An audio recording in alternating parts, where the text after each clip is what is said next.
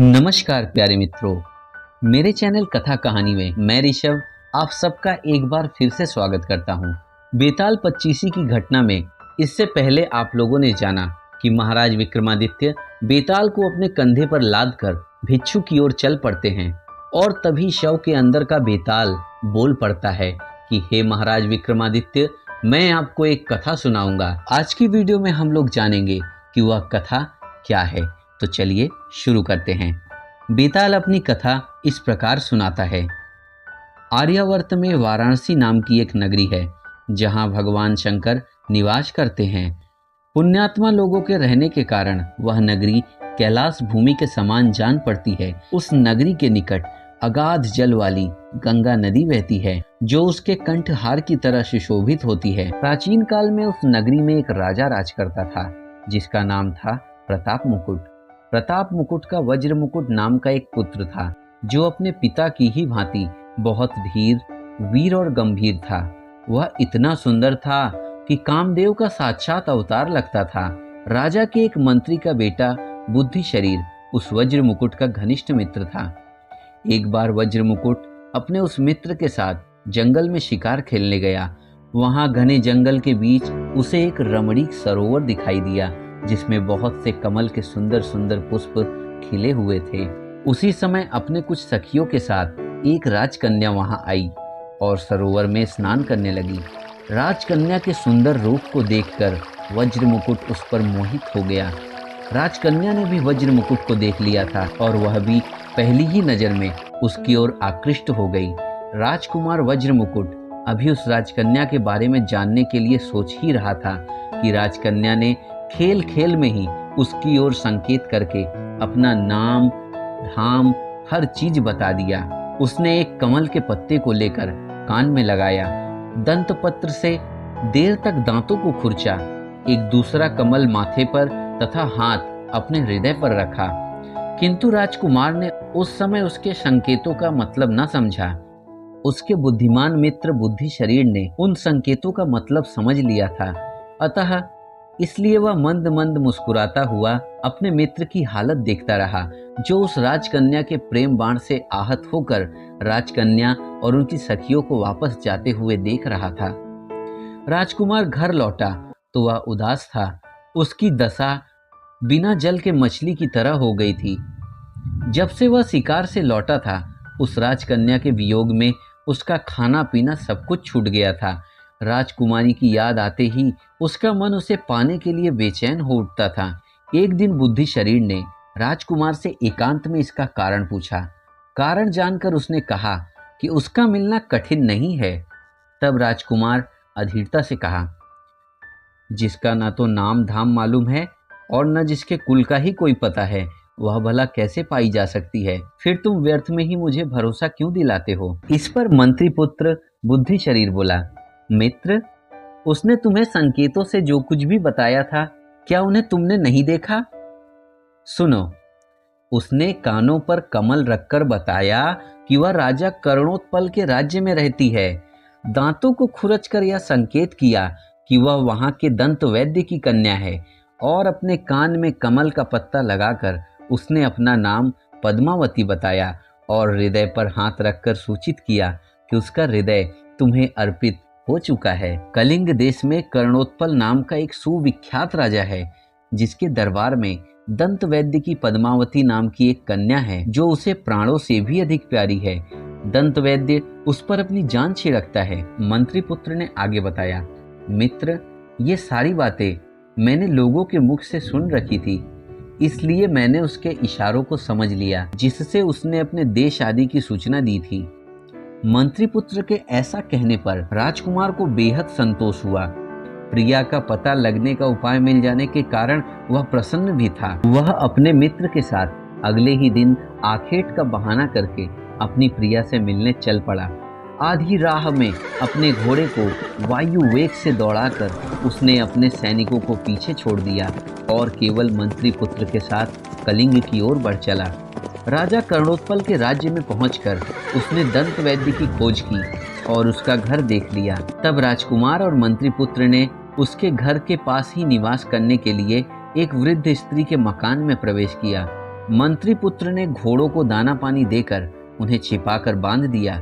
फिर राजकुमार के सामने ही उसने वृद्धा से कहा, हे माता, क्या आप संग्रामवर्धन नाम के किसी दंत वैद्य को जानती हैं?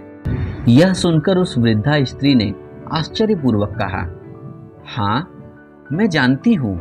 मैं उनकी धाय हूँ, लेकिन अधिक उम्र हो जाने के कारण अब उसने अपनी बेटी पद्मावती की सेवा में लगा दिया है, किंतु वस्त्रों से हीन होने के कारण मैं हमेशा उसके पास नहीं जाती। मेरा बेटा नालायक और जुआरी है। मेरे वस्त्र देखते ही वह उन्हें उठा ले जाता है। बुढ़िया के द्वारा ऐसा कहने पर प्रसन्न होकर मंत्री पुत्र ने अपने उत्तरीय आदि वस्त्र उसे देकर संतुष्ट किया। फिर वह बोला, तुम हमारी माता के समान हो। पुत्र समझकर हमारा एक कार्य गुप्त रूप से कर दो तो हम आपके बहुत आभारी रहेंगे। तुम इस दंत वैद्य की कन्या पद्मावती से जाकर कहो कि जिस राजकुमार को उसने सरोवर के किनारे देखा था वह यहाँ आया हुआ है। प्रेमवश उसने यह संदेश कहने के लिए तुम्हें वहां भेजा है। उपहार मिलने की आशा में वह बुढ़िया तुरंत ऐसा करने को तैयार हो गई। वह पद्मावती के पास पहुंची और वह संदेश पद्मावती को देकर शीघ्रता से लौट आई। पूछने पर उसने राजकुमार और मंत्री पुत्र को बताया, मैंने जाकर तुम लोगों के आने की बात गुप्त रूप से उनसे कही। सुनकर उसने मुझे बहुत बुरा भला कहा और कपूर लगे अपने दोनों हाथों से मेरे दोनों गालों पर कई थप्पड़ मारे। मैं इस अपमान को सहन न कर सकी। दुखी होकर रोती हुई मैं वहां से लौट आई। बेटे, स्वयं अपनी आंखों से देख लो, मेरे दोनों गालों पर अभी भी उसके द्वारा मारे गए थप्पड़ों के निशान मौजूद हैं। बुढ़िया द्वारा बताए जाने पर राजकुमार उदास हो गया, किंतु महाबुद्धिमान मंत्री पुत्र ने उससे एकांत में कहा, तुम दुखी मत हो मित्र। पद्मावती ने बुढ़िया को फटकार कर कपूर से जलती अपनी 10 उंगलियों की छाप के द्वारा तुम्हें यह बताने की कोशिश की है कि तुम शुक्ल पक्ष की 10 चांदनी रातों तक प्रतीक्षा करो। ये रातें मिलने के लिए उपयुक्त नहीं है। इस तरह राजकुमार को आश्वासन देकर मंत्री पुत्र बाजार में गया और अपने पास का थोड़ा सा सोना बेच दिया। उससे मिले धन से उसने बुढ़िया से उत्तम भोजन तैयार करवाया और उस वृद्धा के साथ ही भोजन किया। इस तरह 10 दिन बिताकर मंत्री पुत्र ने उस बुढ़िया को फिर पद्मावती के पास भेजा। बुढ़िया उत्तम भोजन के लोभ में यह कार्य करने के लिए फिर से तैयार हो गई। बुढ़िया ने लौटकर उन्हें बताया, आज मैं यहाँ से जाकर चुपचाप उसके पास खड़ी रही। तब उसने स्वयं ही तुम्हारी बात कहने के लिए मेरे अपराध का उल्लेख करते हुए मेरे हृदय पर महावर लगी अपनी 3 उंगलियों से आघात किया। इसके बाद मैं उसके पास से यहाँ चली आई। 3 रातें बीत जाने के बाद मंत्री पुत्र ने अकेले में राजकुमार से कहा, तुम कोई शंका मत करो मित्र। पद्मावती ने महावर लगी 3 उंगलियों की छाप छोड़कर यह सूचित किया है कि वह अभी 3 दिन तक राजमहल में ही रहेंगी। यह सुनकर मंत्री पुत्र ने फिर से बुढ़िया को पद्मावती के पास भेजा। उस दिन जब बुढ़िया पद्मावती के पास पहुंची तो उसने बुढ़िया का उचित स्वागत सत्कार किया और उसे स्वादिष्ट भोजन भी कराया। पूरा दिन वह बुढ़िया के साथ हंसती मुस्कुराती बातें करती रही। शाम को जब बुढ़िया लौटने को हुई तभी बाहर से डरावना शोरगुल सुनाई दिया। हाय हाय, यह पागल हाथी जंजीरें तोड़कर लोगों को कुचलता हुआ भागा जा रहा है। बाहर से मनुष्यों की ऐसे चीख पुकार सुनाई पड़ी। तब पद्मावती ने उस बुढ़िया से कहा, राजमार्ग को एक हाथी ने रोक रखा है, उससे तुम्हारा जाना उचित नहीं है। मैं तुम्हें रस्सियों से बंधी एक पीढ़ी पर बैठाकर उस बड़ी खिड़की के रास्ते नीचे बागीचे में उतरवा देती हूँ। उसके बाद तुम पेड़ के सहारे बाग की 4 दीवारी पर चढ़ जाना और फिर वहाँ से दूसरी ओर के पेड़ पर चढ़कर नीचे उतर जाना, फिर वहाँ से अपने घर चली जाना। यह कहकर एक रस्सी से बंधी पीढ़ी पर बैठकर उसने बुढ़िया को अपनी दासियों द्वारा खिड़की के रास्ते नीचे बागीचे में उतरवा दिया। बुढ़िया पद्मावती के द्वारा बताए हुए उपाय से घर लौट आई और सारी बातें ज्यों की त्यों राजकुमार और मंत्री पुत्र को बता दी। तब उस मंत्री पुत्र ने राजकुमार से कहा, मित्र, तुम्हारा मनोरथ पूरा हुआ। उसने युक्तिपूर्वक तुम्हें रास्ता भी बतला दिया है, इसलिए आज ही शाम को तुम वहां जाओ और इसी मार्ग से अपने उस प्रिया के भवन में प्रवेश करो। राजकुमार ने वैसा ही किया। बुढ़िया के बताए हुए तरीके द्वारा वह 4 दीवारी पर चढ़कर पद्मावती के बगीचे में पहुंच गया। वहां उसने रस्सियों से बंधी हुई पीढ़ी को लटकते देखा। जिसके ऊपर छज्जे पर राजकुमार की राह देखती हुई कई दासियां खड़ी थी। जो ही राजकुमार पीढ़ी पर बैठा, दासियों ने रस्सी ऊपर खींच ली और वह खिड़की की राह से अपनी प्रिया के पास जा पहुंचा। मंत्री पुत्र ने जब अपने मित्र को निर्विघ्न खिड़की में प्रवेश करते देखा तो वह संतुष्ट होकर वहां से लौट गया। अंदर पहुंचकर राजकुमार ने अपनी प्रिया को देखा।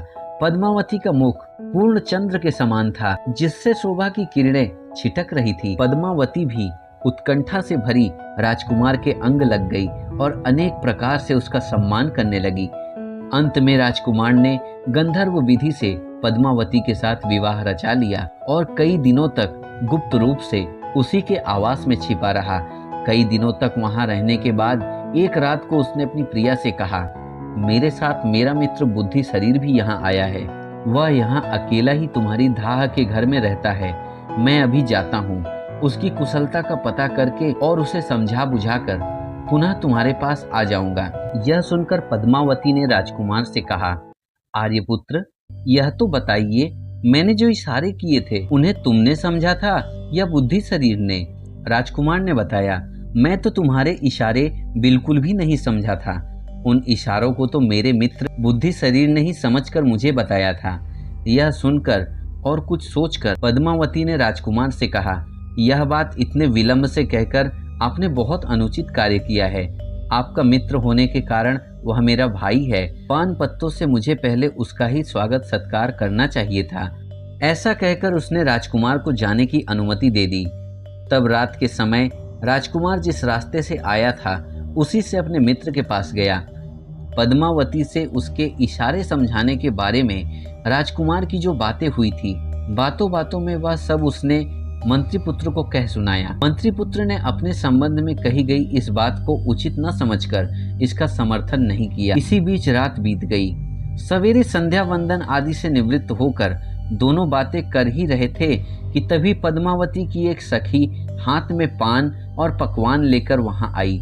उसने मंत्रीपुत्र का कुशल मंगल पूछा और लाई हुई चीजें उसे दे दी। बातों बातों में उसने राजकुमार से कहा कि उसकी स्वामिनी भोजन आदि के लिए उसकी प्रतीक्षा कर रही है। पल भर के बाद वह गुप्त रूप से वहां से चली गई। तब मंत्रीपुत्र ने राजकुमार से कहा, मित्र, अब देखिए, मैं आपको एक तमाशा दिखाता हूँ।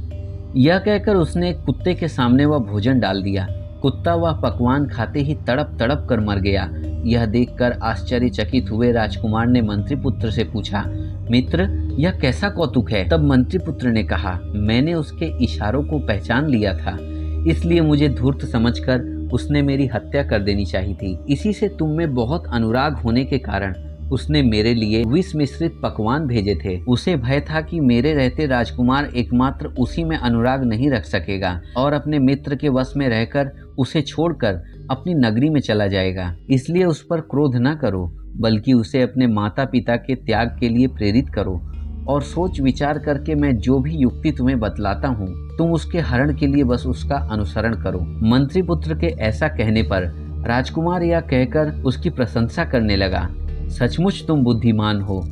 इसी बीच अचानक से बाहर से दुख से विकल लोगों का शोरगुल सुनाई पड़ा, जो कह रहे थे, हाय हाय, राजा का छोटा बच्चा मर गया। हाय रे, राजा का छोटा बच्चा मर गया। यह सुनकर मंत्रीपुत्र प्रसन्न हुआ। उसने राजकुमार से कहा, आज रात को तुम पद्मावती के घर जाओ। वहां तुम उसे इतनी मदिरा पिलाओ कि वह बेहोश हो जाए और वह किसी मृतक के समान जान पड़े। जब वह बेहोश हो तो उस हालत में तुम एक त्रिशूल गर्म करके उसकी जांघ पर दाग देना और उसके गहनों की गठरी बांधकर रस्सी के सहारे खिड़की के रास्ते से यहाँ चले आना। उसके बाद मैं सोच विचार कर कोई वैसा उपाय करूँगा जो हमारे लिए कल्याणकारी हो। राजकुमार ने वैसा ही किया। उसने पद्मावती को जी भर कर मदिरा पिलाई और जब वह बेहोश हो गई तो उसकी जांघ पर त्रिशूल से एक बड़ा सा दाग बना दिया और उसके गहनों की गठरी बनाकर अपने साथ ले गया। सवेरे शमशान में जाकर मंत्रीपुत्र ने तपस्वी का रूप धारण किया और राजकुमार को अपना शिष्य बनाकर उसने कहा, अब तुम इन आभूषणों में से मोतियों का हार लेकर बाजार में बेचने के लिए जाओ, लेकिन इसका दाम इतना अधिक बताना कि इसे कोई खरीद न सके। साथ ही यह भी प्रयास करो कि इसे लेकर घूमते हुए तुम्हें अधिक से अधिक लोग देखें। अगर नगर रक्षक तुम्हें पकड़े तो बिना घबराए हुए तुम ऐसा कहना कि मेरे गुरु ने इसे बेचने के लिए मुझे दिया है। तब राजकुमार बाजार में गया और वहां उस हार को लेकर घूमता रहा। उधर दंत वैद्य की बेटी के गहनों की चोरी की खबर पाकर नगर रक्षक उसका पता लगाने के लिए घूमते फिर रहे थे। राजकुमार को हार के साथ देखकर उन लोगों ने उसे पकड़ लिया। नगर रक्षक राजकुमार को नगरपाल के पास ले गए। उसने तपस्वी के वेश में राजकुमार को देखकर आदर सहित पूछा, भगवान, यह हार आपको कहाँ से मिला? पिछले दिनों दंत वैद्य की कन्या के आभूषण चोरी हो गए थे, जिनमें इस हार का भी जिक्र था। इस पर तपस्वी शिष्य बना राजकुमार बोला, मेरे गुरु ने बेचने के लिए मुझे यह दिया है, आप उन्हीं से पूछ लीजिए। तब नगरपाल तपस्वी रूपी मंत्रीपुत्र के पास गया। तब मंत्रीपुत्र ने कहा, मैं तो तपस्वी हूँ, सदा जंगलों में यहाँ वहाँ घूमता रहता हूँ। संयोग से मैं पिछली रात इस शमशान में आकर टिक गया था। यहाँ मैंने इधर उधर से आई हुई योगिनियों को देखा। उनमें से एक योगिनी राजपुत्र को ले आई और उसने उसका हृदय निकालकर भैरव को अर्पित कर दिया। मदिरा पीकर वह मायाविनी मतवाली हो गई और मुझे मुंह चिढ़ाकर मेरी उस रुद्राक्ष माला को लेने दौड़ी, जिसके मनकों के साथ मैं तप कर रहा था। जब उसने मुझे बहुत तंग किया तो मुझे उस पर क्रोध आ गया। मैंने मंत्र बल से अग्नि जलाई और उसमें त्रिशूल तपाकर उसकी जांघ पर दाग दिया। उसी समय मैंने उसके गले से यह मोतियों का हार खींच लिया। अब मैं ठहरा तपस्वी, यह हार मेरे किसी काम का नहीं है, इसलिए मैंने अपने शिष्य को इसे बेचने के लिए भेज दिया। यह सुनकर नगरपाल राजा के पास पहुंचा और उसने राजा से सारा वृत्तांत कह सुनाया। राजा ने बात सुनकर उस मोतियों के हार को पहचान लिया। राजा ने हार को देखा और वह हार को देखते ही पहचान गया। पहचानने का कारण यह था कि वह हार स्वयं राजा ने ही दंत वैद्य की बेटी को उपहार स्वरूप भेंट किया था। तब राजा ने अपनी एक विश्वास पात्र वृद्धा दासी को यह जांच करने के लिए दंत वैद्य के यहाँ भेजा कि वह पद्मावती के शरीर का परीक्षण कर यह पता करे कि उसकी जांघ पर त्रिशूल का चिन्ह है या नहीं। वृद्धा दासी ने जांच करके राजा को बताया कि उसने पद्मावती की जांघ पर वैसा ही एक दाग देखा है। इस पर राजा को विश्वास हो गया कि पद्मावती ही उसके बेटे को मारकर खा गई है। तब वह स्वयं तपस्वी वेशधारी मंत्रीपुत्र के पास गए और पूछा कि पद्मावती को क्या दंड दिया जाए। मंत्रीपुत्र के कहने पर राजा ने पद्मावती को नग्न अवस्था में अपने राज्य से निर्वासित कर दिया। नग्न करके वन में निर्वासित कर दिए जाने पर भी पद्मावती ने आत्महत्या नहीं की। उसने सोचा कि मंत्रीपुत्र ने ही यह सब उपाय किया है। शाम होने पर तपस्वी का वेश त्याग कर राजकुमार और मंत्रीपुत्र घोड़ों पर सवार होकर वहां पहुंचे जहां पद्मावती शोकमग्न बैठी थी। वे उसे समझा बुझाकर घोड़े पर बैठाकर अपने देश ले गए। वहां राजकुमार उसके साथ सुखपूर्वक रहने लगा। बेताल ने इतनी कथा सुनाकर राजा विक्रमादित्य से पूछा, राजन, आप बुद्धिमानों में श्रेष्ठ हैं, अतः मुझे यह बताइए कि यदि राजा क्रोधवश उस समय पद्मावती को नगर निर्वासन का आदेश न देकर मारने का आदेश दे देता अथवा पहचान लिए जाने पर वह राजकुमार का ही वध करवा देता, तो इन पति पत्नी के वध का पाप किसे लगता? मंत्रीपुत्र को, राजकुमार को अथवा पद्मावती को?